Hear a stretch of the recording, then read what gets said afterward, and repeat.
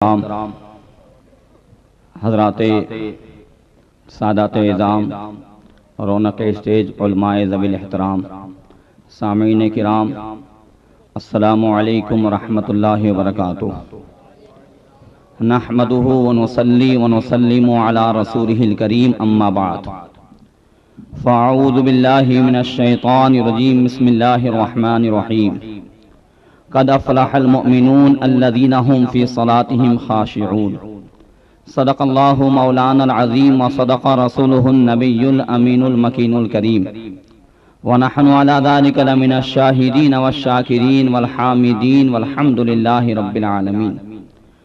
آئیے کچھ عرض و معروض سے پہلے ہم اور آپ مل کر آقا انعامدار مدنی تاجدار دونوں عالم کے مالک و مختار سید ابرار و اخیار شہنشاہ ذی وقار نائب پروردگار گلشن ہستی کی اولی فصل بہار کے دربار گوہربار میں درود پاک کا امتحار پیش کریں۔ اللہم صلی علی سیدنا مولانا محمد معدن الجود والکرم وآلہ وبارک وسلم صلاۃ و سلام علیک یا رسول اللہ۔ حضرات، آج ہم اور آپ جیسا کہ آپ کو معلوم ہوا کہ مسجد آل رسول کے افتتاح کے موقع پر حاضر ہوئے، اللہ تبارک و تعالی ہماری حاضری کو قبول فرمائے، آمین۔ چونکہ آج کے جشن کا تعلق مسجد سے ہے اور یہ ایک ایسی تعمیر ہے جس کو قرآن نے تو یوں بیان فرمایا کہ انما یعمر مساجد اللہ من آمن باللہ والیوم الآخر، کہ مسجدیں وہی تعمیر کرتے ہیں جو اللہ اور پچھلے دن پر ایمان رکھتے ہیں۔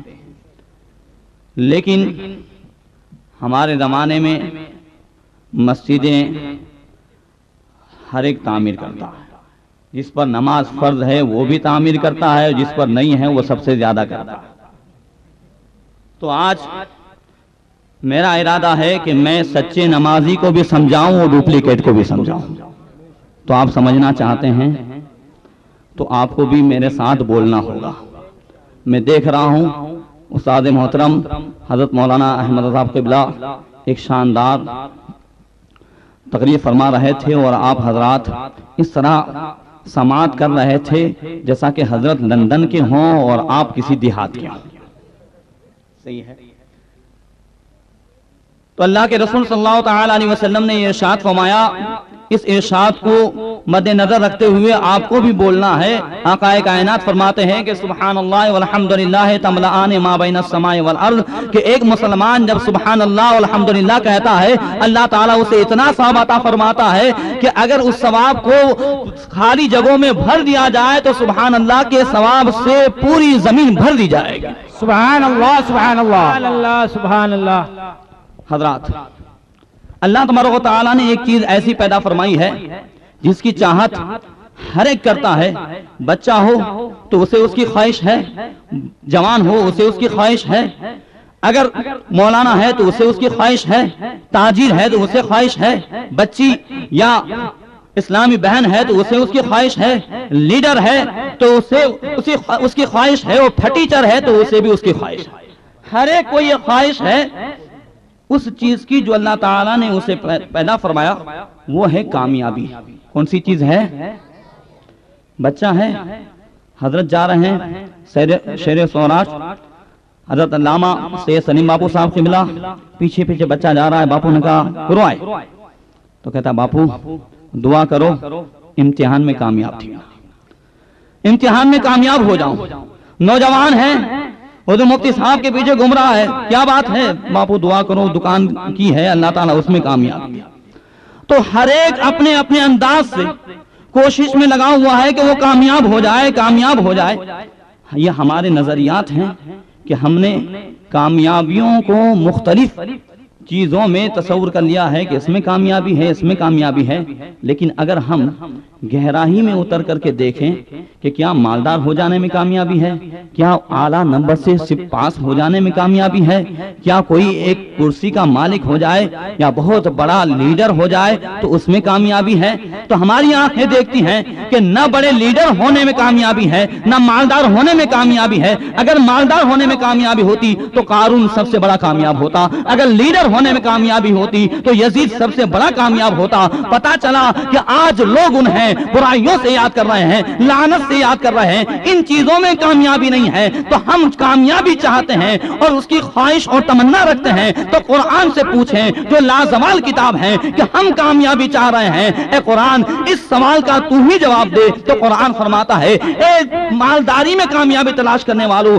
اے لیڈری میں کامیابی تلاش کرنے والوں، کامیابی ان چیزوں میں نہیں ہے۔ قد افلح المؤمنون الذین هم بصلاتهم خاشعون، مسلمان کے لیے کامیابی اس میں ہے کہ خوف خداوندی رکھ کر کے وہ اللہ کی بارگاہ میں سب کو جھکا دے۔ تو نماز پڑھنے میں کامیابی ہے، کس میں کامیابی ہے بولو؟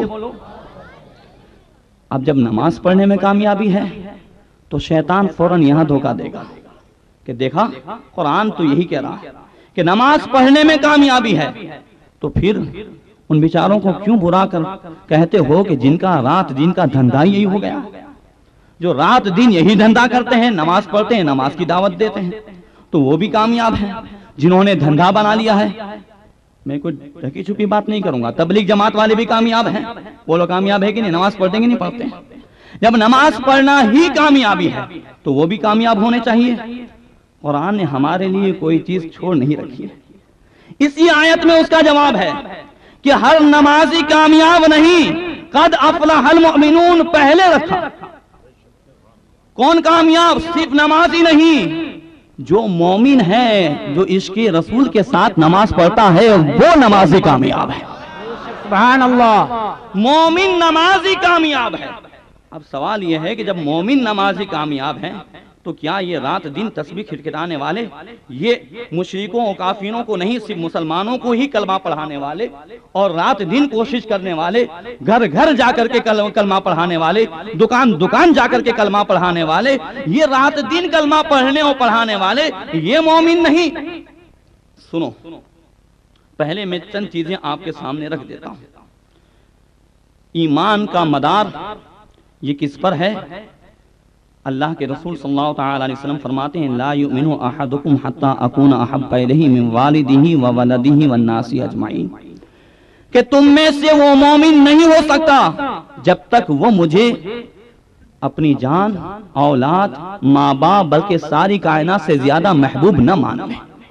تو رسول اللہ کی ذات سب سے زیادہ محبوب اور سب سے زیادہ افضل و اعلیٰ ہونی چاہیے۔ اب انہیں دیکھو کہ جنہیں نمازی اور کلمہ گو ہونے کا دعویٰ ہے، کیا وہ مومن ہیں؟ کیا انہیں رسول اللہ صلی اللہ تعالی علیہ وسلم کی محبت ہے؟ اگر انہیں رسول اللہ صلی اللہ تعالی علیہ وسلم کی محبت ہوتی تو رسول اللہ صلی اللہ تعالی علیہ وسلم کے علم غیب کو جانوروں جیسا نہ بتاتے۔ بولو کوئی بتا سکتا ہے؟ کوئی آپ معاذ اللہ اپنے یہاں کے امام صاحب کو بھی یہ نہیں کہہ سکتے کہ ہمارے یہاں کے امام صاحب کا علم اور ہمارے یہاں گلی میں گھومنے والے جانوروں کا علم برابر ہے؟ بولو کہہ سکو گے؟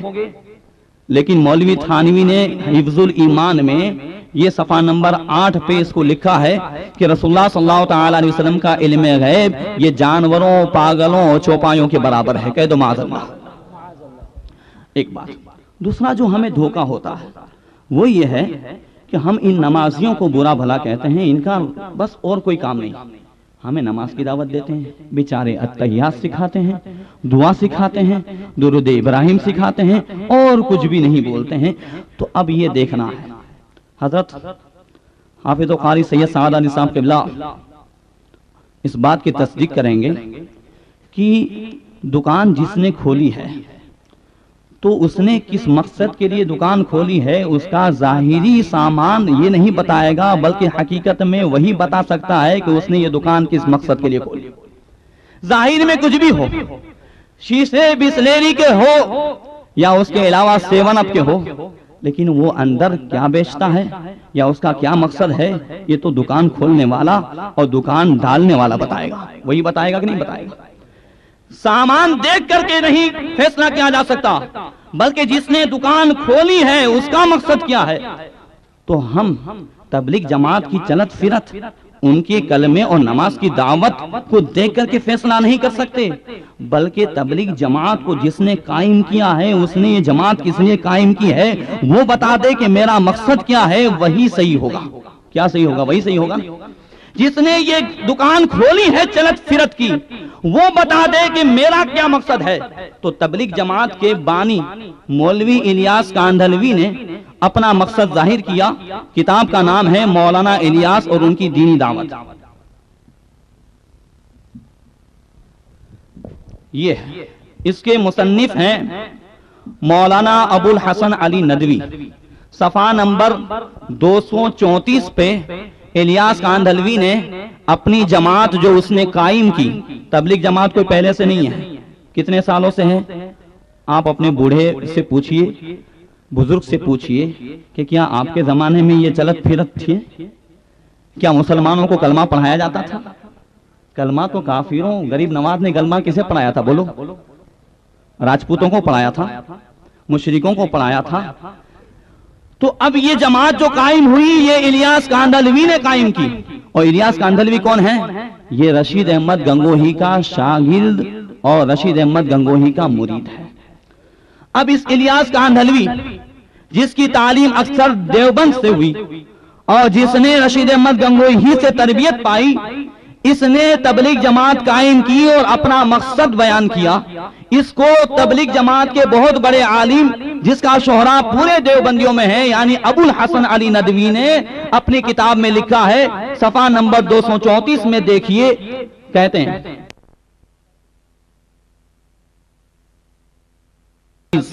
مولوی ظہیر الحسن صاحب سے فرمایا، جو ایک وسیع النظر عالم ہے، کہ ظہیر الحسن میرا مدعا یعنی میرا مقصد کوئی پاتا نہیں، لوگ سمجھتے ہیں کہ یہ تحریک صلاۃ ہے۔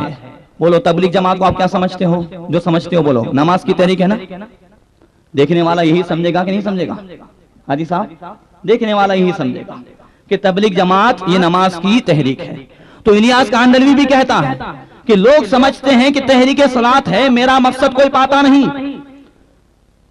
میں قسم سے کہتا ہوں کہ یہ ہرگز تحریک صلاۃ نہیں۔ کیا کہتا ہے؟ قسم کھا کر کے کہ میں قسم سے کہتا ہوں، لوگ سمجھتے ہیں کہ یہ کلمہ پڑھانے والے اور دکان دکان پہ عصر کی نماز کے بعد گھومنے والے، گشت کرنے والے اور نماز کی دعوت دینے والے، یہ اسے دیکھ کر کے لوگ سمجھتے ہیں تحریک صلاۃ۔ میں سمجھتا ہوں، میں کہتا ہوں کہ ہرگز اور قسم سے کہتا ہوں تحریک صلاۃ نہیں۔ تو پھر کیا ہے بھائی؟ تحریک صلاۃ نہیں تو کیا ہے؟ خود واضح کیا۔ ایک روز بڑی حسرت سے فرمایا کہ میاں ظہیر الحسن ایک نئی قوم پیدا کرنی ہے۔ کیا کرنی ہے؟ کوئی بھی یہاں آ کر کے دیکھ سکتا ہے۔ ایک نئی قوم پیدا کرنی ہے۔ تو نئی قوم کون سی؟ مسلمان تو سب تھے، نماز تو سب پڑھ رہے تھے۔ اچھا نئی قوم میں تعلیم کون سی پھر؟ اگر اسلامی تعلیم دینی ہو تو پھر نئی قوم کا کوئی سوال نہیں۔ اگر نئی قوم کے اندر صحابہ کرام کی تعلیم کو فروغ دینا ہے تو نئی قوم کا کوئی سوال نہیں۔ غریب نواز نے جو تعلیم دی اسی کو بڑھانا ہے تو نئی قوم کا کوئی سوال نہیں۔ تو نئی قوم میں کرنا کیا ہے؟ تو سنو، یہ کتاب ہے ملفوظات الیاس، اسی الیاس کاندھلوی کے بکواس کا مجموعہ ہے۔ کیا ہے بھائی حضرات؟ اس لیے کہ ہمارے یہ بزرگان دین فرمائے اسے ملفوظات اور ارشادات کہیں گے، اور یہ جو رات دن بکے اسے کیا ملفوظات کہیں گے یا بکواس؟ تو یہ بکواس کا مجموعہ ہے جسے منظور نعمانی نے جمع کیا ہے۔ اس کے صفحہ نمبر 58 پہ خود الیاس کاندھلوی نے اپنا مقصد کہ جو نئی قوم پیدا کرنی ہے وہ اس میں کون سی تعلیم عام کرنی ہے اس کو واضح کیا۔ دیکھو ایک بار فرمایا کہ حضرت مولانا تھانوی نے بہت بڑا کام کیا ہے، بس میرا دل یہ چاہتا ہے کہ تعلیم تو ان کی ہو اور طریقہ تبلیغ میرا ہو، اس طرح ان کی تعلیم عام ہو جائے گی۔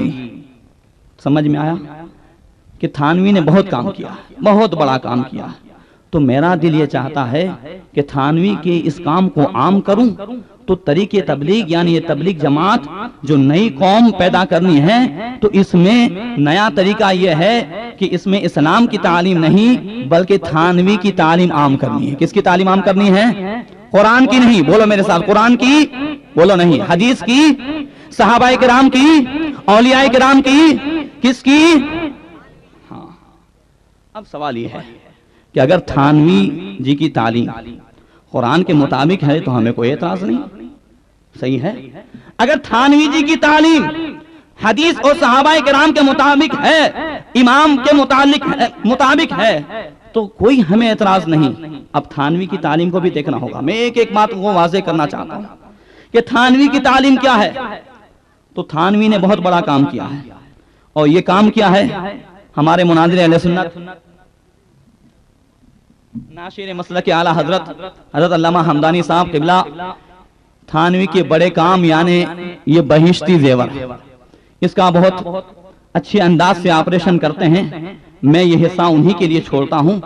اور حضرت یہاں ضرور تشریف لانے والے تھے، دعوت بھی انہوں نے قبول کر لی تھی، لیکن سورت اور اس سائیڈ کے علاقے بلی مورا وغیرہ میں کچھ وہابیوں نے زیادہ سازشیں کی اور حضرت کو جانا بہت ضروری ہو گیا. اس وجہ سے ہم نے حضرت کو اجازت دی اور حضرت وہاں تشریف لے گئے.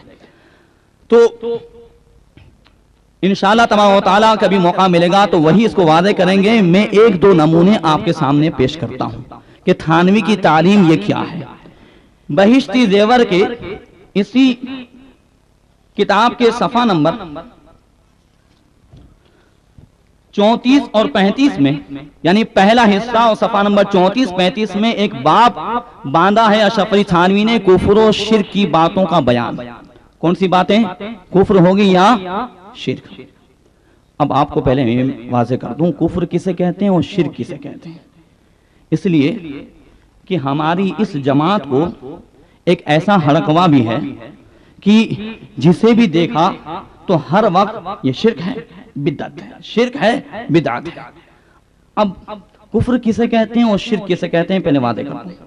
ضروریات دین میں سے کسی بات کا انکار کرنا یہ کفر ہے. اگر کوئی کسی فرشتے کا انکار کرے تو کافر، یعنی کوئی اگر فرشتے کے وجود کا انکار کرے تو کافر، کوئی اگر آسمانی مشہور کتابوں میں سے کسی کتاب کا انکار کرے تو کافر، کسی نبی کی نبوت کا انکار کرے تو کافر. یہ ضروریات دین کی باتیں ہیں. اور اسی طریقے سے کچھ اسلام کی جو علامتیں ہیں ان علامتوں کا انکار کرے یا کفر کی جو علامتیں ہیں ان علامتوں کو اپنا لے تو اس پر بھی کفر کا حکم لگے گا. اتنی سی بات ذہن میں رہے. اور شرک کسے کہتے ہیں؟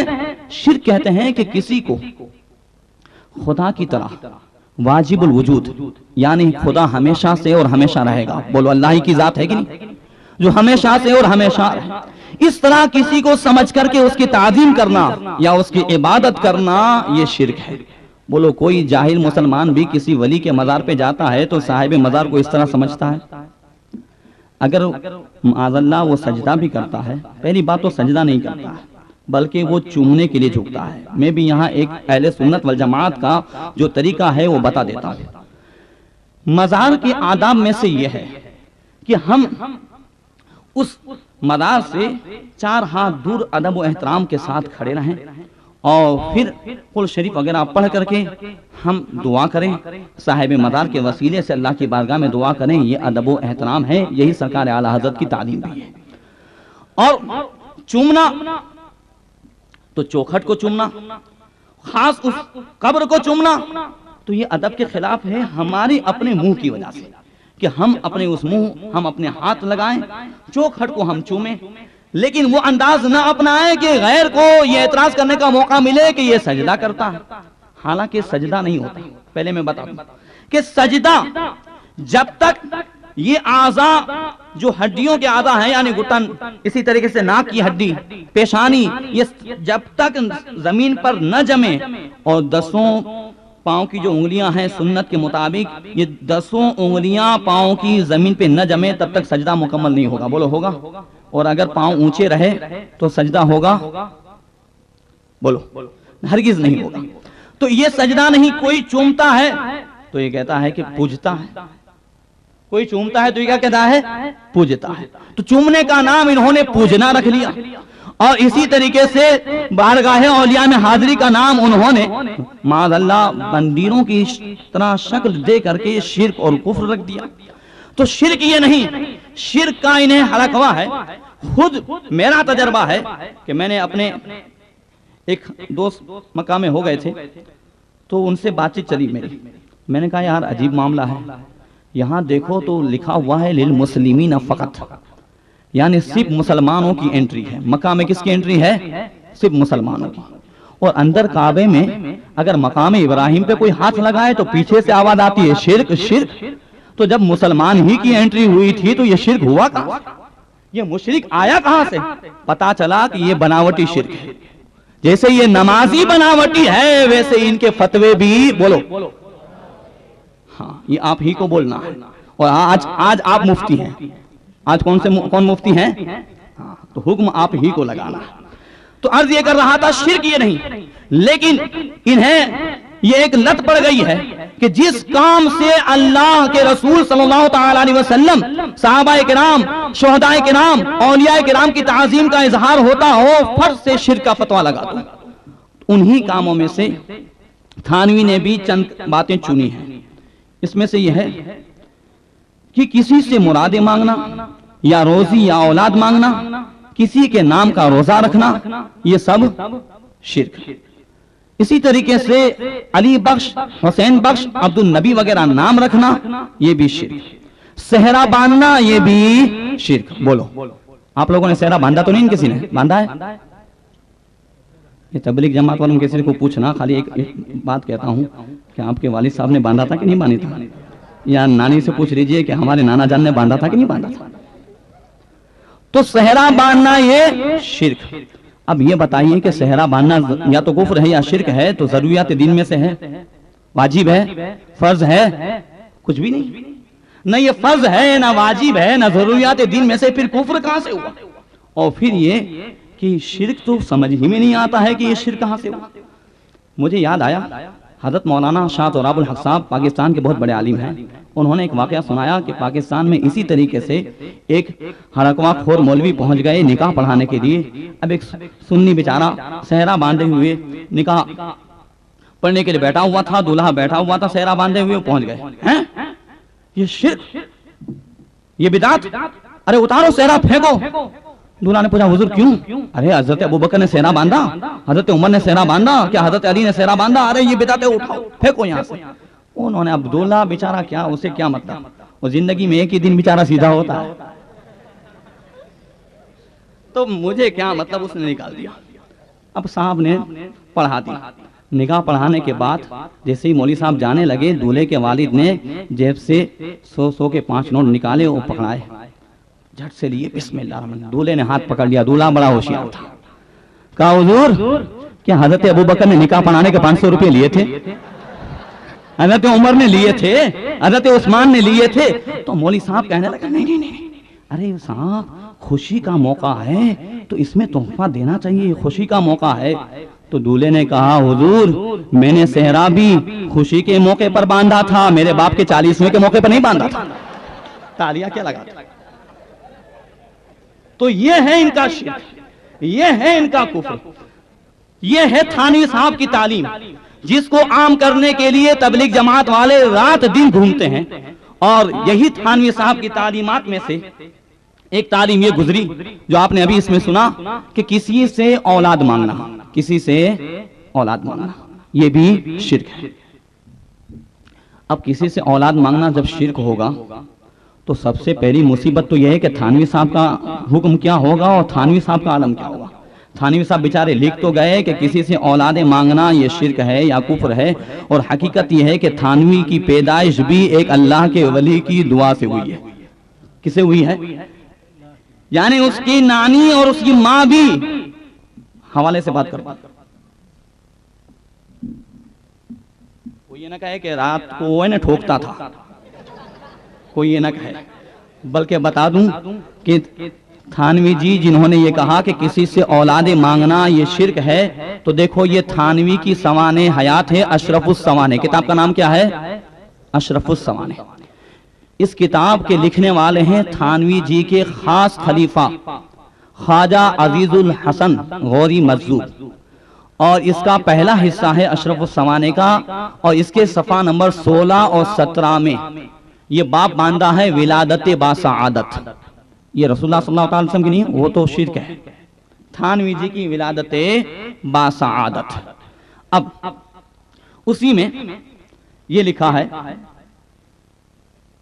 کہ تھانوی کے والد کو کھجلی کا مرض ہو گیا تھا، جو لکھا ہے وہی کہہ دیا۔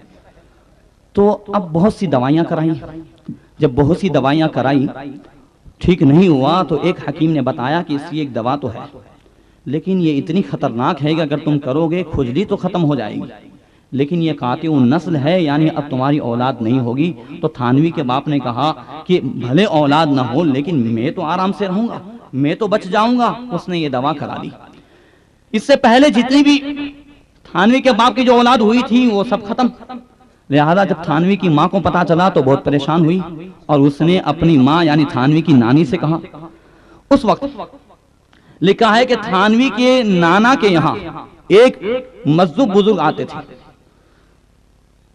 شدہ یہ خبر نانی صاحبہ کو پہنچ گئی، ان کو بھی بڑی پریشانی ہوئی۔ انہوں نے حضرت حافظ غلام مرتضی صاحب مجذوب پانی پتی سے شکایت کی کہ حضرت میری اس لڑکی کے لڑکے زندہ نہیں رہتے۔ کیا کہا؟ بولو۔ تھانوی کی نانی نے کہا کس مسجد میں گئی؟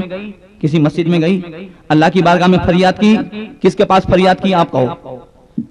اللہ کے حافظ غلام مرتضی مجذوب پانی پتی سے شکایت کی، وہاں اولاد مانگنے گئی کہ میری اس لڑکی کے لڑکے زندہ نہیں رہتے۔ تو حافظ صاحب نے کیا کہا کہ علی کے سپرد کر دو تو اب زندہ رہیں گے۔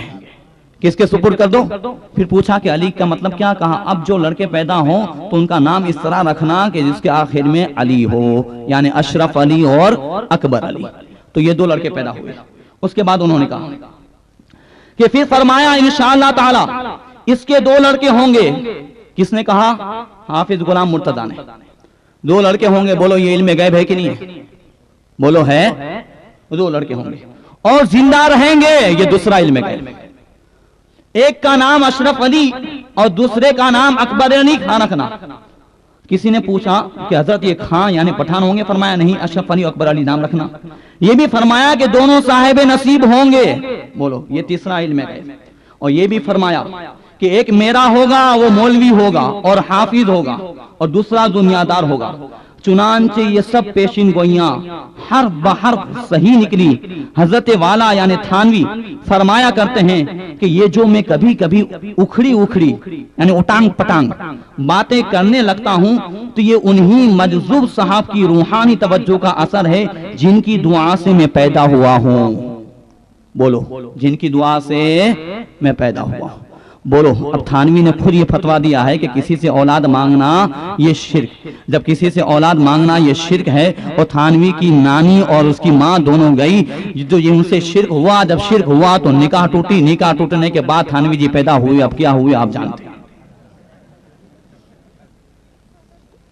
حضرات، یہ ہنسنے کی بات نہیں، یہ خدا کی مار ہے۔ اس کی وجہ یہ ہے کہ قرآن کی یہی تعلیم اور قرآن کا یہی ارشاد ہے کہ جس نے بھی نبی کی گستاخی کی وہ حرامی ضرور ہوگا۔ اٹھاؤ سورہ قلم۔ ولید بن مغیرہ، اس نے ہی گستاخی کی اور رسول اللہ صلی اللہ تعالی علیہ وسلم کو معاذ اللہ مجنون کہا، تو اللہ تبارک و تعالیٰ نے اس کے 10 عیوب بیان کیے، اور آخر میں یہ عیب بیان کیا کہ عتل بعد ذالک زنیم، اور اس پر ترا یہ کہ یہ خیانت کرنے والا، جھگڑالو، یہ وہ سب کچھ ہے، اور اس پر ترا یہ کہ زانی کا بچہ یعنی حرامی ہے۔ پھر اس نے اپنی ماں سے پوچھا، اس کی ماں نے اس بات کا اعتراف کیا کہ ہاں تیرے باپ کی یہ پوزیشن تھی اور میں نے زنا کرایا، اسی سے تو پیدا ہوا ہے۔ تو جس نے بھی رسول کی گستاخی کی وہ کیا ہے؟ حرامی۔ اب ہمیں خود کہنے کی ضرورت نہیں، ان کی کتاب سے خود ثابت ہے، خود ظاہر ہے۔ یہ تھانوی کی تعلیم تھی جس کو عام کرنے کے لیے تبلیغ جماعت قائم ہوئی، اور رات دن جو چلے کیے جاتے ہیں یہ مقصد ہے تبلیغ جماعت کا کہ تھانوی کی تعلیم عام ہو۔ ان تعلیمات میں سے ایک تعلیم کا نمونہ اور پیش کرتا ہوں۔ تھانوی ہر مہینے ایک ماہنامہ نکلتا تھا اور اس کا نام ہے الامداد. ہر مہینے اس کے ماننے والے اور مریدین جو کچھ ان کو ضرورت پیش آتی وہ خط لکھتے اور تھانوی اس ماہنامے کے ذریعے سے ان کو جواب دیتا تھا. تھانوی کے انہی مریدوں اور معتقدوں میں سے ایک مرید نے تھانوی سے اسے کتنی عقیدت و محبت تھی اس کا اظہار اپنے ایک خط میں کیا، اور اس میں خط میں کیا کیا اس نے لکھا اور تھانوی نے اس کا کیا جواب دیا وہ آپ اس میں دیکھیں. کتاب کا نام ہے الامداد. یہ وہ ماہنامہ ہے جو تھانوی ہر مہینے نکالتا تھا. اب اسے دیکھیے. لکھنے والا لکھتا ہے کہ ایک روز کا ذکر ہے کہ حسن العزیز دیکھ رہا تھا. یہ بھی تھانوی کے بکواس کا مجموعہ ہے. اور دوپہر کا وقت تھا. نیند نے غلبہ کیا اور سو جانے کا ارادہ کیا. رسالہ حسن العزیز کو ایک طرف رکھ دیا، لیکن جب بندہ نے دوسری طرف کروٹ بدلی تو دل میں خیال آیا کہ کتاب کو پشت ہو گئی ہے، یعنی پیٹھ ہو گئی. کس کو؟ قرآن مجید کو نہیں، بلکہ کس کو ہو گئی ہے؟ حسن العزیز کو. یہی ہیں سب. آپ نے دیکھا ہوگا حضرت سید سلیم بابو صاحب قبلہ اللہ تبارک و تعالیٰ کے فضل و کرم سے ہر سال جو ہے زیارت حرمین شریفین کے تشریف لے جاتے ہیں. تو دیکھتے ہوں گے اور اس بات کی تصدیق کریں گے کہ ایسے گستاخ کہ قرآن پڑھتے ہیں یہ نجدی اور پھر بعد میں سر کے نیچے رکھ کر کے سو جاتے ہیں. ایسی توہین ایک صرف قانون کی کتاب سمجھتے ہیں، لیکن یہ تھانوی کے بکواس کا مجموعہ تو پیٹ ہو جائے گی. یہ اسے اندیشہ ہوا تو کیا کیا اس نے؟ تو رسالے حسن العزیز کو اٹھا کر اپنے سر کی جانب رکھ لیا اور سو گیا. کچھ عرصے کے بعد خواب دیکھتا ہوں کہ کلمہ شریف لا الہ الا اللہ محمد رسول اللہ پڑھتا ہوں. کس نے کہا؟ خواب میں اس چھچھورے نے یہ دیکھا کہ کلمہ پڑھ رہا ہے، لیکن محمد رسول اللہ کی جگہ حضور کا نام لیتا ہوں، یعنی تھانوی کا. کس کا نام؟ تھانوی کا نام لیتا ہوں. اتنے میں دل کے اندر خیال پیدا ہوا کہ تجھ سے غلطی ہوئی، کلمہ شریف کے پڑھنے میں اس کو صحیح پڑھنا چاہیے. اس خیال سے دوبارہ کلمہ شریف پڑھتا ہوں. دل پر تو یہ ہے کہ صحیح پڑھا جاوے، لیکن زبان سے بے ساختہ بجائے رسول اللہ صلی اللہ تعالی علیہ وسلم کے نام کے اشرف علی نکل جاتا ہے. کہہ دو معاذ اللہ. اس زبان پہ، اس خواب پہ دنیا بھر والوں کی لعنت کہ بجائے رسول اللہ کے کس کا نام نکل رہا ہے؟ اشرف علی. حالانکہ مجھ کو اس بات کا علم ہے کہ اس طرح درست نہیں، لیکن بے اختیار زبان سے یہی کلمہ نکلتا ہے. 2-3 بار جب یہی صورت ہوئی تو حضور کو اپنے سامنے دیکھتا ہوں اور یہی چند شخص حضور کے پاس تھے، لیکن اتنے میں میری یہ حالت ہو گئی کہ میں کھڑا بوجہ اس کے کہ دقت طاری ہو گئی، زمین پر گر گیا اور نہایت زور کے ساتھ ایک چیخ ماری. اور مجھ کو معلوم ہوتا تھا کہ بے حسی تھی، کہ میرے اندر کوئی طاقت باقی نہیں رہی. اتنے میں بندہ خواب سے بیدار ہو گیا. اب خواب سے بیدار ہو گیا، لیکن بدن میں بدستور بے حسی تھی، اور لیکن خواب اور بیداری میں حضور ہی کا خیال تھا. لیکن حالت بیداری میں کلمہ شریف کی غلطی پر جب خیال آیا تو اس بات کا ارادہ ہوا کہ اس خیال کو دل سے دور کیا جاوے. اس واسطے پھر کوئی ایسی غلطی نہ ہو جاوے. بئی خیال بندہ بیٹھ گیا اور پھر دوسری کروٹ لیٹ کر کلمہ شریف کی غلطی کے تدارک میں رسول اللہ صلی اللہ تعالی علیہ وسلم پر درود شریف پڑھتا ہوں. اس کو خیال آیا کہ کلمہ اس طرح نہیں پڑھنا چاہیے کہ لا الہ الا اللہ اشرف علی رسول اللہ، بلکہ کیا پڑھنا چاہیے؟ لا الہ الا اللہ محمد رسول اللہ. تو ایسی غلطی دوبارہ نہ ہو تو رسول اللہ صلی اللہ تعالی علیہ وسلم پر درود پڑھنے لگا. کیا پڑھنے لگا؟ درود. کیوں پڑھا؟ اب خواب میں نہیں ہے، اب جگ رہا ہے، حالت بیداری میں ہے، نیند میں نہیں ہے، اب ہوش میں ہے. درود پاک پڑھ رہا ہے، لیکن کیسے پڑھ رہا ہے وہ دیکھیں. رسول اللہ صلی اللہ تعالی علیہ وسلم پر درود شریف پڑھتا ہوں، لیکن پھر بھی یہ کہتا ہوں کہ اللہم صلی علی سیدنا و نبینا مولانا اشرف علی. کیا کہتا ہے؟ اللہم صلی علی سیدنا و نبینا. کیا ہے؟ نبینا یعنی ہمارے نبی. کون؟ مولانا اشرف علی پر درود ہو. حالانکہ اب بیدار ہوں. کیا لکھتا ہے؟ حالانکہ اب بیدار ہوں، جھگ رہا ہوں، خواب نہیں لیکن بے اختیار ہوں، مجبور ہوں، زبان اپنے قابو میں نہیں. اس روز ایسا ہی کچھ خیال رہا تو دوسرے روز بیداری میں دقت رہی، خوب رویا. اور بھی بہت سے وجوہات ہیں جو حضور کے ساتھ باعث محبت ہیں، کہاں تک عرض کروں. اب اس نے اپنی محبت کا اظہار کیا کہ ایسی محبت ہے میں آپ سے کہ کلمہ بھی آپ کا پڑھتا ہوں اور درود بھی آپ کا پڑھتا ہوں. بولو. اب میں مثال دیتا ہوں کہ کوئی حضرت سید نانی سلیم باپو نانی والا صاحب قبلہ سے کوئی کہے جاہل سے جاہل کہ میں درود شریف میں یہ پڑھ رہا تھا اللہم صلی علی سیدنا و نبینا مولانا سید سلیم، تو بولو یہ کیا کہیں گے؟ حضرت کیا فرمائیں گے؟ توبہ کر خبیث، یہ تو نے کیا جو ہے مچا رکھا ہے، توبہ کر، یہ کہیں گے کہ نہیں کہیں گے؟ بولو توبہ کرائیں گے؟ اس سے کفر ہوا کہ نہیں ہوا؟ اس نے اشرف علی کو نبینا کہا کہ نہیں کہا؟ لیکن اب اشرف علی کیا کراتا ہے؟ آپ کہو اشرف علی کیا کرائے گا؟ بولو توبہ کرائے گا کہ نہیں کرائے گا؟ لیکن دیکھو اشرف علی کا جواب، یہ تھانوی کی تعلیم جو تبلیغ جماعت والے عام کرنے جا رہے ہیں، تھانوی کا ایک مرید تھانوی کا کلمہ پڑھ رہا ہے خواب میں، اور تھانوی پر درود پڑھ رہا ہے، اسے نبی کہہ رہا ہے حالت بیداری میں، لیکن اس کے باوجود تھانوی توبہ نہیں کرا رہا ہے، بلکہ کیا تعلیم دے رہا ہے کہ اس واقعے میں تسلی تھی کہ جس کی طرف تم رجوع کرتے ہو وہ بے عونی تعالی متبع سنت ہے، یعنی یہ سب تو نے محبت کی وجہ سے مجھے نبی کہا ہے، اور میں بہت نیک پرہیزگار ہوں، اس میں کوئی خاص بات نہیں، کہہ دو معاذ اللہ۔ یہ ہے تھانوی کی تعلیم جسے یہ عام کر رہے تھے۔ تعلیم سن لیجئے، اس کے بعد جلدی ہی ختم کرنے کی کوشش کروں گا۔ تھانوی کی کچھ تعلیم سمجھ میں آئی؟ تھانوی کا کلمہ کون سا ہے؟ تبلیغ جماعت والوں کا کلمہ کون سا ہے؟ لا الہ الا اللہ، آگے آپ بولیے اشرف علی رسول اللہ۔ درود کون سا ہے؟ اللہم صلی علی سیدنا و نبینا اشرف علی۔ اور سنیوں کا درود ایک مرتبہ زور سے پڑھ کر کے سنا دیجئے۔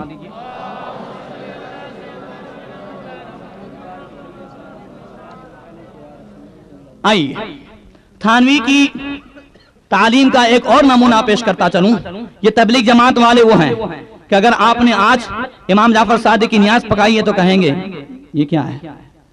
یہ بدعت ہے۔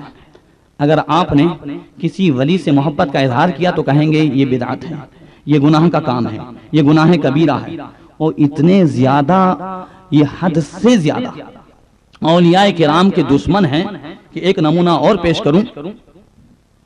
مجھے یاد آیا کہ انہی کا ایک ماسیائی بھائی، چورو بولو، ماسیائی بھائی، تو انہی کا ایک ماسیائی بھائی یعنی ابو العلا مودودی، یہ بھی دیوبندیوں سے گہرا تعلق رکھتا ہے۔ اس نے ایک کتاب لکھی ہے تجدید احیاء دین، تجدید احیاء دین۔ اس کے صفحہ نمبر 103 پر ایک بات لکھی ہے، کیا لکھی ہے وہ سنو۔ جو لوگ حاجتیں طلب کرنے کے لیے اجمیر یا سالار مسعود کی قبر یا ایسے ہی دوسرے مقامات پر جاتے ہیں، وہ اتنا بڑا گناہ کرتے ہیں کہ قتل اور زنا کا گناہ اس سے کم تر ہے۔ کہہ دو معاذ اللہ۔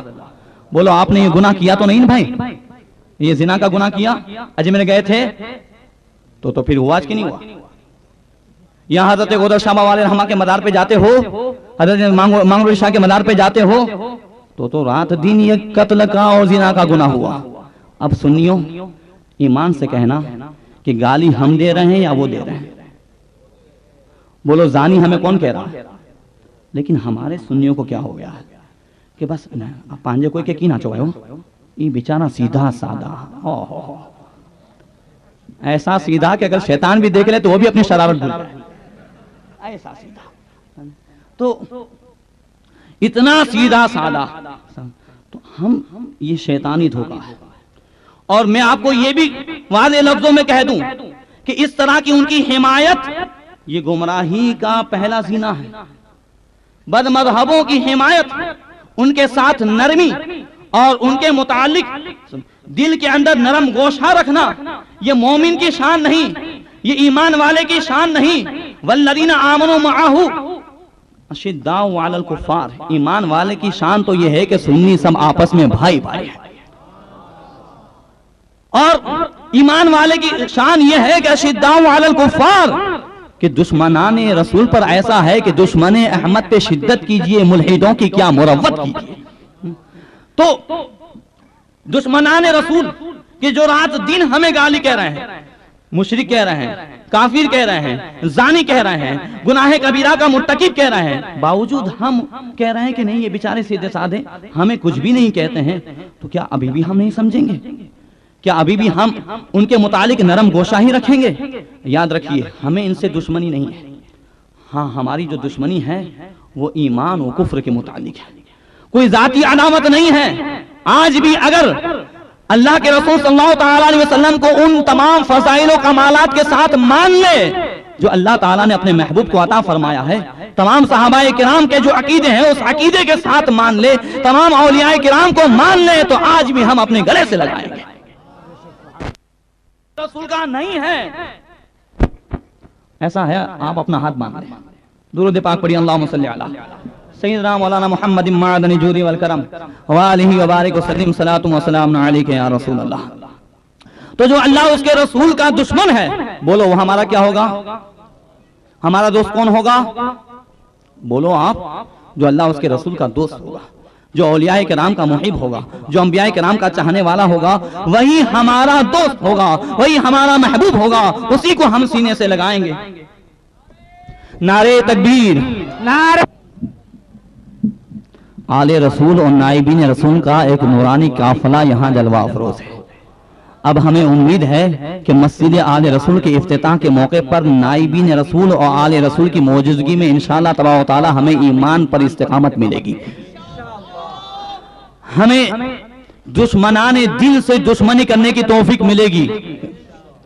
حضرات، تو تھانوی کی تعلیم کے نمونے میں عرض کر رہا تھا، اور یہ تمام تبلیغیوں کی تعلیم کا ایک نمونہ ہے، جو رات دن ان کے نزدیک بیٹھنے والے اور ان سے ملنے جلنے والے محسوس کرتے ہوں گے کہ جو اولیاء کرام انبیاء کرام سے نسبت رکھنے والی چیزیں ہیں وہ فٹ سے کہہ دیں گے سلام پڑھو تو بدعت ہے، درود پاک پڑھو تو بدعت ہے۔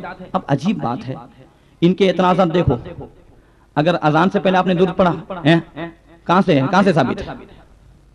اگر آپ نے اقامت سے پہلے درود پڑھا، درود پڑھیں گے تو اعتراض کریں گے، اور اگر اعوذ باللہ بسم اللہ پڑھیں، حالانکہ یہ بھی حکم نہیں ہے اذان سے پہلے، تو اعتراض نہیں کریں گے۔ اعوذ باللہ تو قرآن کی تلاوت کرنے کے وقت تو اعتراض نہیں کریں گے، تو نہیں پکڑیں گے۔ لیکن دشمن رسول یہاں سے ظاہر ہوتی ہے کہ جیسے ہی آپ نے درود پڑھا اذان سے پہلے، تو یہ کہاں سے ثابت ہے؟ صحابہ کرام نے پڑھا تھا تو صحابہ کرام نے اعوذ باللہ پڑھا تھا۔ حضرات، یہ ایک ایک بات آپ نوٹ کریں کہ ان کے یہاں ساری محبتیں یہی ہیں جو ان کے مولویوں نے کہی ہے، جو تھانوی کی تعلیم ہے، اسی میں سے ایک تعلیم یہی خواجہ عزیز الحسن مجذوب گوری کہتا ہے کہ ایک بار عشق و محبت کے جوش میں، رسول کا عشق نہیں تھانوی کا، حضرت والا سے بہت جھجکتے اور شرماتے ہوئے دبی زبان سے عرض کیا کہ حضرت، ایک بہت ہی بےہودہ خیال دل میں بار بار آتا ہے، جس کو ظاہر کرتے ہوئے بھی نہایت شرم دامنگیر ہوتی ہے اور جرأت نہیں پڑتی۔ حضرت والا اس وقت نماز کے لیے اپنی سہدری سے اٹھ کر مسجد کے اندر تشریف لے جا رہے تھے۔ فرمایا، کہیے احقر نے یعنی تھانوی کے خلیفہ نے غایت شرم سے سر جھکائے ہوئے عرض کیا کہ میرے دل میں بار بار یہ خیال آتا ہے کہ کاش میں عورت ہوتا حضور کے نکاح میں۔ یہ دیکھو کاغڑے کو بہت دور کی سوجی، کیا بھائی تمنا کی کہ میں کاش عورت ہوتا اور آپ کے نکاح میں ہوتا۔ اگر ہمارے کسی سنی علماء میں سے کوئی اگر چاہنے والا کہ کیا چل نکلا ہے، چل، یہی جواب ہوگا مختصر۔ لیکن اب اس کو دیکھو، تھانوی کی تعلیم، یہ وہی لوگ ہیں جو سلام کو کیا کہتے ہیں؟ گناہ۔ اجمیر جانے کو کیا کہتے ہیں؟ زنا کے برابر گناہ، بلکہ زنا سے بھی بدتر یعنی بڑھ کر گناہ۔ اب زنا سے بڑھ کر گناہ تو یہ کفر و شرک ہی کا ہوگا، اس لیے کہ گناہ کبیرہ تو خود یہ ہے، قتل کا گناہ۔ لیکن اب سنیے کہ اگر کوئی تھانوی سے اس طرح محبت کرے کہ اس کے نکاح میں آنے کی تمنا کرے، تو پھر اس کے لیے کیا حکم ہے؟ جواب سنو۔ اس اظہار محبت پر حضرت والا غایت درجہ مسرور ہو کر بے اختیار ہنسنے لگے اور یہ فرماتے ہوئے مسجد کے اندر تشریف لے گئے۔ یہ سب کچھ مسجد میں سوچتا ہے، ان کو کہاں سوچتا ہے؟ مسجد میں، کہ یہ آپ کی محبت ہے، ثواب ملے گا، ثواب ملے گا انشاءاللہ۔ اسے انشاءاللہ بھی لکھا ہے، تو ثواب ملے گا، دو مرتبہ کہا ہے۔ کتنی مرتبہ کہا ہے؟ ثواب ملے گا، ثواب۔ اب ان سے کہیے کہ جن کا دعویٰ ہے کہ یہی نمازی ہیں، یہ بھی آپ کو بتاؤں کہ تبلیغ جماعت والے بھی نماز پڑھتے ہیں اور ہم بھی نماز پڑھتے ہیں، لیکن 40 دن کی نماز کے بعد ان کے ذہن اتنے اونچے ہو جاتے ہیں کہ پھر اب یہی سمجھتے ہیں کہ ہم ہی نمازی ہیں اور ہماری بہت بڑی ذمہ داری ہے۔ صحابہ کرام نے جو کفر و شرک مٹایا ہے، ہم بھی وہ کفر و شرک مٹائیں۔ اب ان میں ہمت ہے کہ کسی مندر میں جائیں؟ تو پھر کیا کریں؟ تمنا تو پیدا ہو جاتی ہے کہ ہاں 40 دن میں نمازی ہو گئے پکے. تو صحابہ کرام نے یہ تکلیفیں سہی، یہ سارے ان کے جو ہے نا امیر، یہ صحابہ کرام کے جتنے بھی جہاد کے فضائل ہیں یہ سب یہ گشت میں جمع کرتے ہیں. تو جتنے بھی جہاد کے فضائل ہیں ایک ایک قدم چلنے کے وہ سب گشت میں فٹ، اور اس کے بعد حساب کتاب ہوتا ہے، ایک سے ایک فضیلتیں بیان کی جاتی ہیں. ان کے دماغ میں یہ بٹھایا جاتا ہے کہ تم بھی یہ گشت کر کر کے بس اس مقام پر پہنچ گئے ہو جو صحابہ کرام کا مقام تھا. اب تم سے وہ کام لیا جا رہا ہے کہ جو کفر و شرک کے مٹانے کا کام صحابہ کرام کرتے تھے، اب یہ بیچارے کہاں کام کہ مسلمانوں کو مشرک کہتے ہیں، اولیاء کرام کے محبوں کو مشرک کہتے ہیں. میں اسی میں سے ایک بات عرض کرتا چلوں کہ انہی کے شرک و کفر میں سے بہت ساری ایسی باتیں کہ جو حقیقت میں شرک و کفر نہیں ہیں، لیکن رات دین کا یہ دھندا ہے کہ مسلمان یہ مشرک ہے، اولیاء کرام کی محبت کرنے والا یہ مشرک ہے. اس طریقے سے ایک کتاب یاد آئی، کتاب کا نام ہے مکاتب الیاس. یہ ہے الیاس کاندھلوی کے خط کا مجموعہ جو اس نے اپنے تبلیغی کارکن کو لکھا ہے. اور تبلیغی کارکن کو لکھتے ہوئے اس نے ایک خاص نصیحت کی. آپ حضرات یہاں توجہ کریں. دیکھو الیاس کاندھلوی ایک تبلیغی کارکن کو لکھتا ہے کہ اگر حق تعالی کسی کام کو لینا نہیں چاہتے ہیں تو چاہے انبیاء بھی کتنی کوشش کر لے تب بھی ذرہ نہیں ہل سکتا، اور اگر کرنا چاہیں تو تم جیسے ضعیف سے بھی وہ کام لے لے جو انبیاء سے بھی نہ ہو سکے. کہہ دو معاذ اللہ. یعنی تبلیغ جماعت والوں کو ذہن دے رہا ہے، وہ تعلیم دے رہا ہے کہ اگر اللہ تعالیٰ نہ چاہے، کام نہ لینا چاہے تو نبی سے بھی نہ ہو سکے، اور اگر لینا چاہے تو تم سے بھی وہ لے لے جو نبیوں سے بھی نہیں ہو سکا. بولو ہمارا کبھی عقیدہ ہو سکتا ہے؟ بولو ہم یہ کبھی وہ کام کر سکتے ہیں؟ لیکن ہاں یہ کر رہے ہیں. انبیاء کرام اولیاء کرام نے مشرکوں کو کلمہ پڑھایا ہے اور یہ مسلمانوں کو کلمہ پڑھایا ہے. یہ مسلمانوں کو مشرک بنا رہے ہیں. یہ تھا مختصر کا ایک نمونہ کہ جو تبلیغ جماعت کے بانی نے واضح کیا کہ میرا مقصد تھانوی کی تعلیم کو عام کرنا ہے، اور تھانوی کی تعلیم انبیاء کرام کی دشمنی، اپنا کلمہ پڑھانا، اپنا درود پڑھانا، اور کوئی اس کی نکاح میں آنے کی تمنا کرے تو پھر اسے ثواب کی گارنٹی دینا، اور اولیاء کرام انبیاء کرام کے تبرکات کو بدعت کہنا اور ان سے شغف رکھنے والوں کو جو ہے منع کرنا. قصد السبیل کے اندر اشرف علی تھانوی نے لکھا ہے کہ جو میرا مرید ہونا چاہے اسے تیجا 10 ماہ 40 ماہ اولیاء کرام کی قبروں پہ جانا، عرسوں کرنا، یہ سب چھوڑنا پڑے گا. یہ ہے تھانوی کی تعلیم کا نمونہ. اب عرض کرنا یہ ہے کہ اگر تم سچے نمازی ہونا چاہتے ہو، اگر کامیاب نمازی ہونا چاہتے ہو تو یاد رکھو کہ کامیاب وہی ہے جو نماز پڑھتا ہے. نماز معاف نہیں ہے، نماز کسی پر معاف نہیں ہے. ہاں نماز معاف ہے تو کس پر معاف ہے؟ نماز فرض ہے تو کس پر فرض ہے؟ نماز فرض ہے ہر عاقل بالغ مرد عورت پر. کس پر فرض ہے؟ بولو ہر عاقل بالغ. عاقل پہ فرض ہے یعنی دیوانے پہ فرض نہیں. بولو پاگل پہ فرض ہے؟ مجنون پہ فرض ہے؟ نہیں. بالغ پہ فرض ہے یعنی نابالغ بچے پہ فرض نہیں. تو نماز ان پر فرض نہیں. اور پھر یعنی بچوں پر معاف، اور کس پر معاف؟ پاگل اور دیوانے پہ معاف. اور تیسرے نمبر پہ ہر مہینے یا کچھ دن اسلامی ماں و بہنوں کو معاف. یہی تو ہے. لیکن میں پوچھنا چاہتا ہوں کہ ہم اپنے آپ کو کس کیٹیگری میں سمجھتے ہیں؟ جو حضرات بالکل فکر ہی نہیں کرتے نماز کی. یاد رکھو میں اس لیے کہہ رہا ہوں کہ ہم بھی معاف سمجھتے ہیں. معاف آپ کہیں گے ہم تو معاف نہیں سمجھتے ہیں. اگر آپ فرض سمجھتے تو اتنی بے فکری نہیں ہوتی، اتنی لاپرواہی نہ ہوتی. اس لیے کہ یہی تو آپ ہیں، یہی تو ہم ہیں کہ اگر 9 بجے ڈیوٹی جانا ہے اور اگر 10 بجے اٹھے تو اٹھتے ہی پہلے 10 بج گئے، اب لڑائی شروع ہے. میں نے کہا اٹھایا نہیں تو نے؟ 5 مرتبہ اٹھایا تھا، پانی ڈالا لیکن اٹھے. اب کیا میں سیٹ کو کیا جواب دوں گا؟ بولو اٹھتے ہی فکر لگی کہ میں سیٹ کو کیا جواب دوں گا، میں اپنے جو ہے بڑے کو کیا جواب دوں گا. تو یہ ہم فرض سمجھتے تھے، یہ ڈیوٹی تھی ہماری 9 بجے پہنچنے کی. لیکن اے مسلمان تو نے یہ تو فکر کی کہ 1 گھنٹہ لیٹ میں سیٹ کو کیا جواب دوں گا؟ روزانہ 10 بجے اٹھنے والے، 9 بجے اٹھنے والے، فجر کو غائب کرنے والے، کبھی یہ خیال پیدا ہوا کہ میں اللہ کو کیا جواب دوں گا؟ کبھی فجر کے غائب ہونے پر کبھی ہمیں فکر ہوئی؟ کیا کبھی ہم نے اس کا احساس کیا؟ پتا چلا کہ ہمارا انداز بتا رہا ہے کہ ہم معاف سمجھتے ہیں. تو کیا ہم اپنے آپ کو بچہ سمجھتے ہیں؟ کیا ہم اپنے آپ کو جو ہے پاگل دیوانہ سمجھتے ہیں؟ کیا ہم جو ہے ان خاص دنوں میں اپنے آپ کو سمجھتے ہیں یا روزانہ سمجھتے ہیں؟ ہرگز نہیں. تو پھر نماز ہم پر فرض ہے اور اس کی پرشش ہوگی۔ خواجہ عطا رسول فرماتے ہیں کہ اس شخص پر 20,000 مرتبہ افسوس کہ جو نماز وقت کو ضائع کرنے کے بعد پڑھتا ہے، تو پھر اس پر کتنی مرتبہ افسوس ہوگا جو بالکل نہیں پڑھتا، جو بالکل چھوڑ دیتا ہے۔ یاد رکھیے، مجھے ایک پیغام حضور تاج الشریعہ جانشین حضور مفتی اعظم ہند کا ایسا یاد آیا کہ شیل کی جامع مسجد کے پاس حضرت کو یاد ہوگا آپ نے فرمایا تھا کہ نماز سنیوں پہ فرض ہے۔ کس پہ کیا فرمایا تھا؟ کہہ دو سبحان اللہ۔ نماز کس پر فرض ہے؟ سنیوں پہ فرض ہے اور سنی ہی کو پڑھنی چاہیے۔ مجھے جملے بڑے پسند آئے۔ فرماتے ہیں کہ نماز سنیوں پہ فرض ہے اور سنیوں ہی کو پڑھنی چاہیے، لہذا ہم ہی غافل ہیں۔ ایک حدیث پاک یاد آئی، اس سے پہلے ایک بات سمجھا دوں۔ اللہ کے رسول صلی اللہ تعالی علیہ وسلم کے پاس سے ایک جنازے کا گزر ہوا، تو رسول اللہ صلی اللہ تعالی علیہ وسلم کے پاس جو صحابہ بیٹھے تھے، صاحب جنازہ کی انہوں نے تعریف کی تو آقا کائنات نے فرمایا وجبت، واجب ہو گئی۔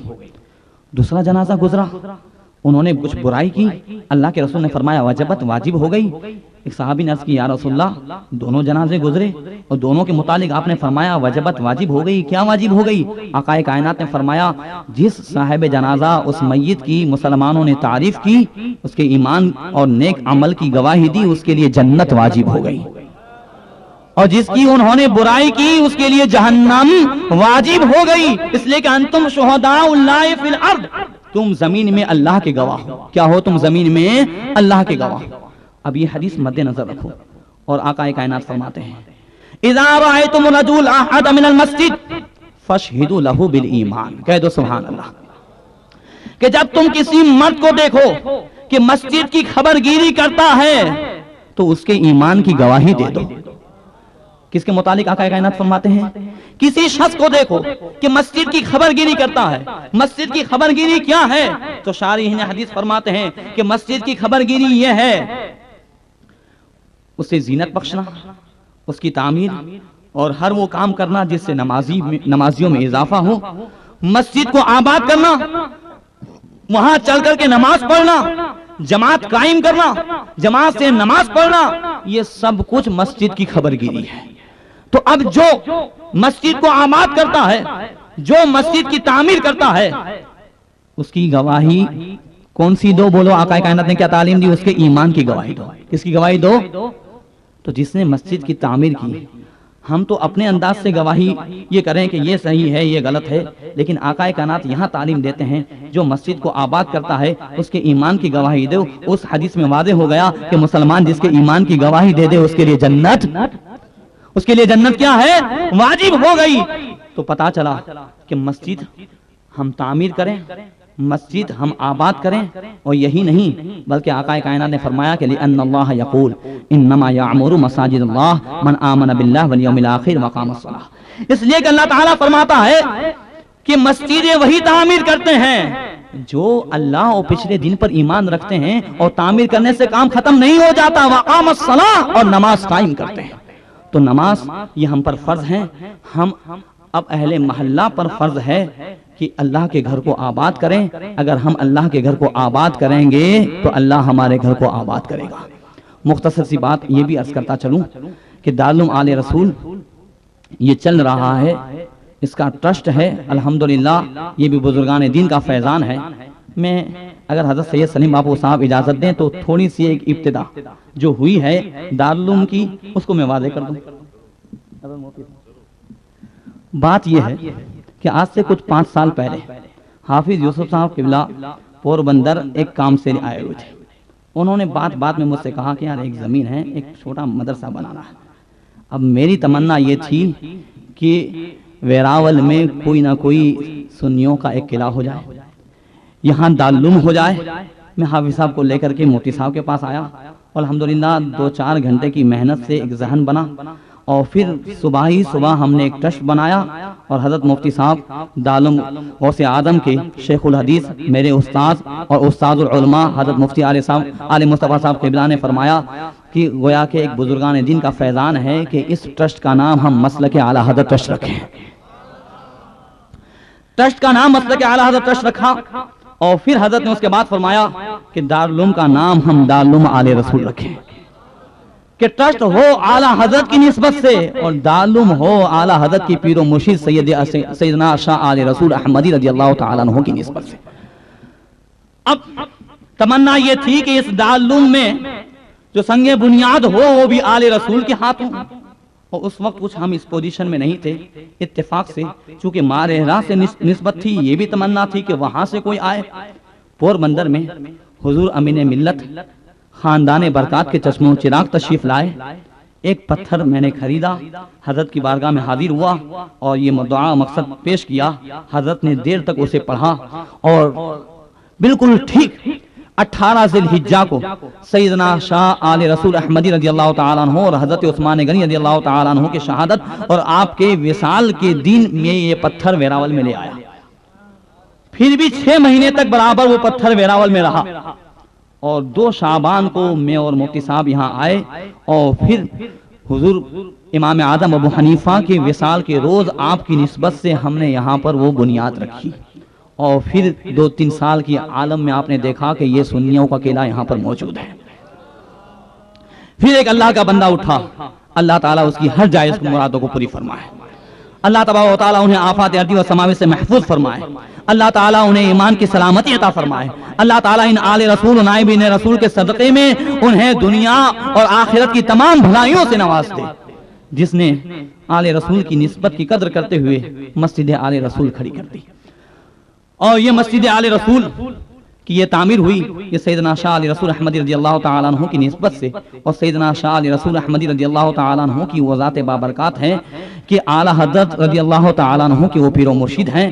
میں حضرت سید سلیم باپو صاحب قبلہ سے یہ بھی عرض کروں گا کہ انشاءاللہ حضرت کچھ 2-4 منٹ کے لیے حضرت کی شان میں بھی عرض کریں گے، اور ساتھ ساتھ حضرت کی بارگاہ میں یہ بھی عرض کروں گا، اگر جو ہے گستاخی نہ تصور کریں کہ جام نگر کی مسجد غوثیہ کے افتتاح میں جو آپ نے بیان فرمایا تھا ایمان افروز، اگر آپ اسے دہرائیں تو عین کرم انشاءاللہ تبارک و تعالیٰ وہ بہت ایمان افروز آپ کا بیان تھا کہ مسجد، اور پھر یہ ہے کہ میں نے جیسا بیان کیا کہ نمازی ہم بھی ہیں اور نمازی وہ ہیں، دونوں میں کیا فرق ہے آپ نے وہاں واضح کیا تھا۔ انشاءاللہ تبارک و تعالیٰ یہ وضاحت آپ فرمائیں گے۔ اب بلا کسی تاخیر ان کی گلپوشی ہوگی۔